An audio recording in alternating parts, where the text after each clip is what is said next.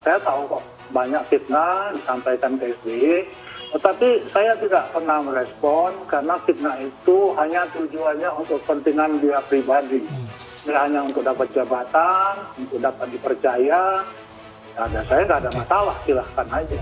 Untuk meluruskan konferensi pers Agus Harimurti Yudhoyono pada Senin 1 Februari 2021 yang telah melibatkan pihak eksternal adalah tidak tepat, padahal hal ini sepenuhnya urusan internal partai. Loh, kalau dia nggak bisa mengendalikan kader, bagaimana kita mengaku dia sebagai pemimpin? Semua anak buahnya menuduh saya kok, berarti itu kan suara dia. Nggak mungkin kan dia nggak bisa mengendalikan kader. Kalau seorang pemimpin nggak bisa mengendalikan anak buah, yang di level atas, level 1 loh. Level yang dekat dia, masa dia nggak bisa kendali? Kan mau fitnah orang. Ini nggak main-main fitnah ini. Kalau dibawa ke masalah hukum, apalagi di ruang publik, di fitnah, ini bisa masalah besar. Ini pernyataan ini sama pernyataan yang disampaikan kesaksian para saksi itu. Oleh karenanya, sebelum kemudian ini terjadi menjadi realisasi yang lebih besar dan tentu untuk kepentingan bangsa dan negara, maka Ketua Umum menyampaikan kepada publik. Iya, ini kan fitnah. Fitnah ini harus diselesaikan. Kalau tidak diselesaikan secara organisasi, ya secara hukum.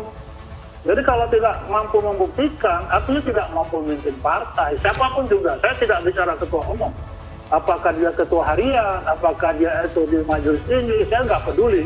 Artinya kalau dia memfitnah, dia harus diberikan sanksi. Ya, maka itu disampaikan bahwa ini praduga tak bersalah.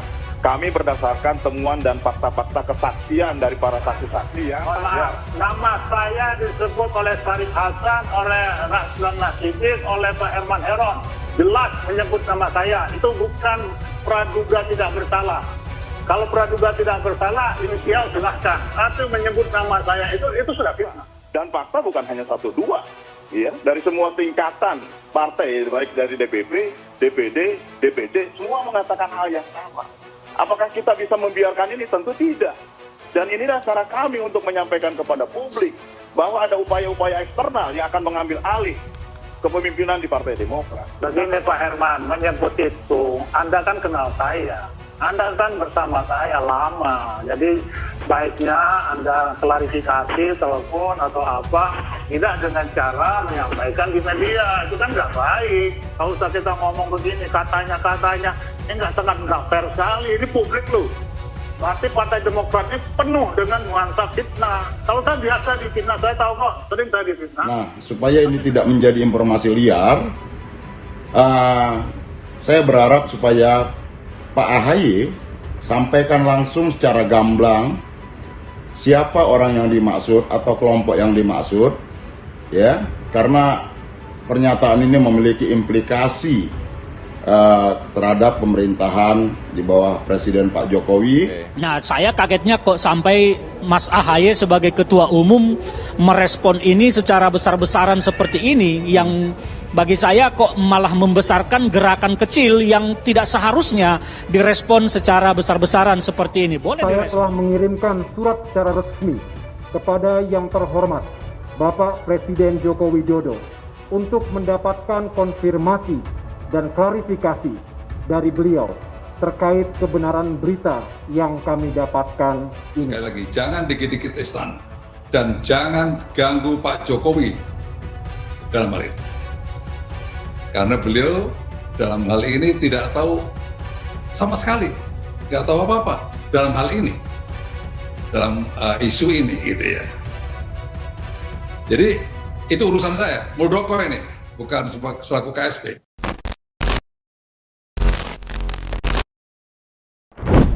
Ketua Umum Partai Demokrat Agus Harimurti Yudhoyono menuding ada gerakan politik yang mencoba mengambil alih kepemimpinan partainya. Dia menyebut gerakan itu melibatkan pejabat pemerintahan Presiden Joko Widodo. AHY bahkan langsung berkirim surat kepada Jokowi terkait dugaan keterlibatan pembantunya tersebut. Tadi pagi saya telah mengirimkan surat secara resmi kepada yang terhormat Bapak Presiden Joko Widodo untuk mendapatkan konfirmasi dan klarifikasi dari beliau terkait kebenaran berita yang kami dapatkan ini. Ucap AHY di Jakarta kemarin. Terkait hal ini, mantan Ketua Umum Partai Demokrat Anas Urbaningrum sempat mengingatkan SBY bahwa karma itu pasti tiba. Pada 2017, mantan Ketua KPK Antasari Azhar yang bebas dari penjara mengungkapkan kasusnya itu merupakan tindakan kriminalisasi penguasa saat itu, yakni Presiden Susilo Bambang Yudhoyono atau SBY. Tak hanya Antasari, Anas mengaku menjadi korban kriminalisasi SBY juga. Menurut IGD Pasek Suardia, Anas berharap SBY segera mengakui perbuatannya itu. Mulai dari ancaman lewat pesan singkat usai musyawarah daerah di Sulawesi Utara, hingga Anas dibuat menjadi tersangka dalam kasus korupsi Hambalang. Mumpung Pak Antasari sudah mengangkat soal kriminalisasi, Mas Anas mengingatkan lagi bahwa bukan hanya Pak Antasari, Mas Anas Urbaningrum juga. Kata Pasek di Komplek Parlemen Senayan di Jakarta pada 14 Februari di tahun 2017 lalu. Pasek menjelaskan Anas tak terima dihukum bui 19 tahun. Dia meminta kesaksian di persidangan kasus korupsi Hambalang itu dibuka kembali demi membuktikan adanya kriminalisasi dari SBY. Siap diuji semua dokumen-dokumen persidangan, semua saksi-saksi dibuka. Kalau memang mau dilakukan eksaminasi terhadap kasus beliau, kasus Mas Anas, silahkan. Dibuka semua dan dicarikan tim pencari fakta, wajar atau tidak. Terang Pasek. Lanjut Pasek, Anas merasa jadi target hukuman diikuti pencabutan hak politiknya sebagai anak muda bangsa. Saya dipaksa mati muda akibat persoalan dalam internal partai, ujar Pasek menirukan Anas. Oleh karena itulah Anas berharap SBY lekas meminta maaf supaya tak tertimpa karma. Ini kata Mas Anas ya, karma itu nyata, hanya soal waktu saja. Tugas politisi asal Bali itu. Ketua Umum Partai Demokrat Agus Harimurti Yudhoyono alias AHY beberapa waktu yang lalu mengirimkan sebuah surat kepada Istana terkait permintaan dan klarifikasi dari Presiden Jokowi atas dugaan kudeta Demokrat yang ditunggangi pejabat pemerintah. Dalam surat yang sempat dibacakan pula oleh orang nomor 1 di Demokrat tersebut, pihaknya menduga ada upaya yang dilakukan oleh sejumlah orang di Istana untuk menggulingkan eksistensi Partai Demokrat.